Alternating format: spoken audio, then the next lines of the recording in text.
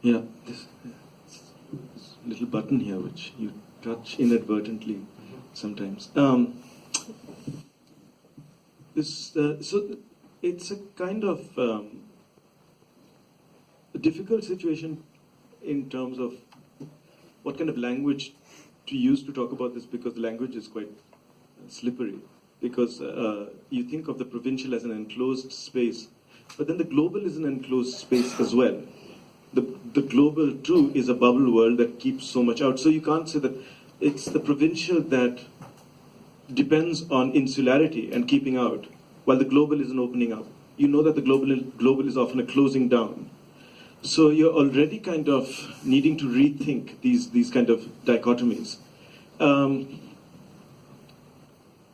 I want to make 3 points. So but that was one prefatory remark before the 3 points. The second prefatory remark has to do with ownership, coming from what Vivek said and what you said, that one might feel, as Borges did, that you own a lot of world culture in a way that the people who belong to one or the other of those cultures that comprise world culture do not own those particular. He was speaking of Europe, that the Argentinian writer owns all of European culture in a way, or that is what Argentinian culture is, all of European culture, in a way that it isn't for one or the other sort of person from a particular European country. The inverse is also true, that we do not necessarily have an automatic sense of ownership with our own culture. Or our ownership with our own culture is not guaranteed. It has to be remade, it has to be reclaimed, our relationship with our culture at any given point of time. Being black does not necessarily mean that I have legitimacy to play the blues right now. You know, I would have to rethink how to play the blues as a black person at this point of time. I cannot play it in the way it was played 75 years ago. There's a constant reworking of this question of ownership going. There are no ready-made relationships in terms of ownership. Now, the 3 points. The first is an anecdote. I wasn't discussing local politics with Anjum when I was talking to her earlier. I was taking her permission to quickly describe yesterday a conversation we were having. So we were sitting over there waiting for a panel discussion to begin, and we were thinking of these terms, transnational, global, and thinking, what do these terms mean? And they're faintly unpleasant. And then she said to me, of course, you are a global writer, a transnational writer, an international writer. I was very offended and wounded. And I said, what do you mean by this? I mean, I'm not a global writer. And she said, of course you're everywhere at once. I said, no, I'm nowhere at once. So we were having this conversation. Then she said, I'm a local writer. I write here, etc. Then 2 people came to her, and these were panelists. And they had this extraordinary conversation, hi, etc. So, what a wonderful book you've written. Can't think of a word of criticism, no, critique was the word, to say about it. And they had this conversation while I was looking at my phone, but listening to the tonality. Then after they went away, I said to Anjum, is that a local conversation? Because it didn't sound like a local conversation. She said, yeah, you're right. It could have happened anywhere in the globe. So, what does it mean to be local here in Delhi? Or at any other place in time today? Second, Hollywood, even more than fiction, is something that travels. But also travels in this metonymic way, where we're given one place only generally, but we think of it not only as America, but as a human situation. We have been given New York again and again. But something about New York is emptied from that particular continuum for us no longer to be able to think of it as a place, as a location that's important, except in a minority of films, but as a setting for a universal drama.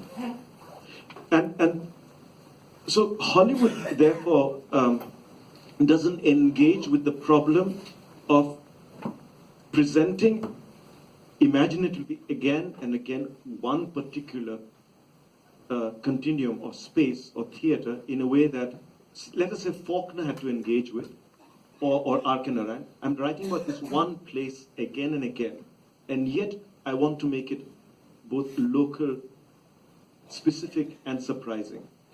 So it's very possible, as Hollywood shows us, to show place and make it the stage for a universal event, where we no longer see it as place. Hollywood then travels, it often comes here, and then it's remade. The whole question of ownership comes up again. So, and often remade far more interestingly. So Hollywood I now see as a machine that produces cinema that's to be then reused properly in properly cinematic terms elsewhere. In itself, it produces a kind of platonic likeness of place, and then place is inserted elsewhere. So Mrs. Doubtfire and Chachi Charsubis, which is a far better film. It's actually a very good film. And Mrs. Doubtfire is, it's difficult to remember except the abstract of what that film is about. The last thing, again, because Vivek and I were having this discussion this morning over breakfast, and so the last thing would have to do with, since there's a tendency also to think of Indian writers in English, or the English Anglophone tradition somehow being, if not universal, then global, and the traditions in Indian languages as being local, and depending on from which perspective you look at it, either valued or berated for being local or provincial. Again, I would say one needs to radically open this up, this understanding. We don't have time for a long discussion. I would only mention Ananthamurthy and again an anecdote. Ananthamurthy, and I was drawn to writers like Ananthamurthy not because I was drawn to finding out more about authentic or immemorial India, but because I was drawn to avant-garde traditions. And I found that these avant-garde traditions, which themselves must have been in argumentation with more canonical traditions within those cultures, let's say Kannada, they existed, were of great interest to me. And far more, let us say, than the 19th century novel. Or the pursuit of, let's say, representing India in the Indian novel in English. These idiosyncratic ventures, whether they were in French or in Kannada or in Bengali or in Urdu, attracted me for that particular reason, as an escape as well from the whole project of having to represent something in its totality. So I was drawn to people like Ananthamurthy. The value of Ananthamurthy lies in the avant-garde preoccupations of writers like him, and not because he's authentic. That's not why we turn to an Indian writer who writes in the Indian languages, but because of these traditions of modernity. I was I think in 2006 or 7, I can't remember when, I was with a group of writers which included Ananthamurthy in Paris Book Fair.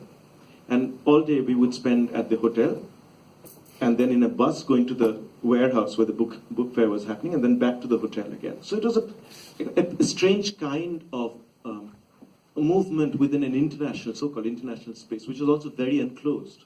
In the way, Raymond Roussel, this contemporary of the Surrealists, wrote about books about Africa without ever having been there. But when he went to Egypt, he would only go around in a little roulette. So he'd never actually, a little kind of box-like thing, and he'd never look out to look around him. He would be with his mother, completely self-enclosed in Egypt, go back to his hotel and go back, then to Paris.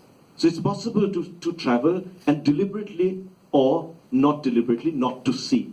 There are deliberate moves not to see, and there are completely ingrained moves in us not to look around us. Raymond Roussel deliberately did not see. We were doing something similar. We were either deliberately or not deliberately not seeing as we moved from hotel to warehouse, in the bus and back again. And the symbol of this either seeing our provincialism in Paris or not seeing it, was the Eiffel Tower, which kept moving around with us. Everywhere we went, the Eiffel Tower was with us. We saw nothing else but the Eiffel Tower. And this told us that we were in Paris. This single fact. Just as Roland Barthes says about ancient Romans in American Hollywood movies, once you see the forelock, you know that you're in ancient Rome. That's the mark. So we knew that we were in Paris. I said to Anandamurthy, do you notice that the Eiffel Tower is following us around? And he said, who is it who said that to escape the Eiffel Tower, you have to go inside it? That's the only way of escaping the Eiffel Tower. And then he immediately said, was it Roland Barthes? And in fact, Roland Barthes, he was quoting Maupassant.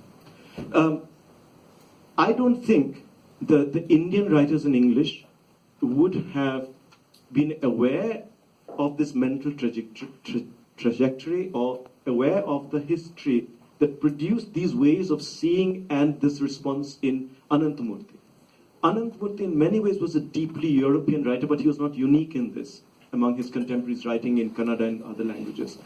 The Anglophone world, I feel, is much, much more cocooned and insular in comparison in these ways to people like Anandamurthy. So again, I mentioned this to open out the discussion, to talk about how we often encounter and thereby in encountering find we have to rethink what we have presumed to be the dichotomy separating the global or the international from the local. I